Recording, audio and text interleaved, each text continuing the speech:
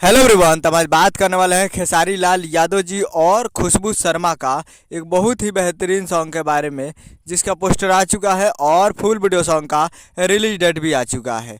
और इस गाने को लिखे हैं कृष्णा बेदर्दी जी और इसमें म्यूजिक भी दिए हैं कृष्णा बेदर्दी जी। और इस गाने को गाए हैं खेसारी लाल यादव जी, जो कि आपको स्क्रीन के ऊपर दिखाई दे रहा है। जिस गाने का टाइटल है हम ओ दुनिया, जिसका टाइटल है हम ओ दुनिया। और वीडियो में है खेसारी लाल यादव जी और खुशबू शर्मा जी, फिट में है खुशबू शर्मा जी। और ये एक मूवी का सॉन्ग है, जिस मूवी का नाम है मेरे नैना तेरे नैना, जिस मूवी का नाम है मेरे नैना तेरे नैना। और ये फुल वीडियो सॉन्ग रिलीज इन 14 मार्च 2024 को सुबह 6:15 AM पे ये फुल वीडियो सॉन्ग को रिलीज़ किया जाएगा। जी हाँ, रिलीज़ किया जाएगा।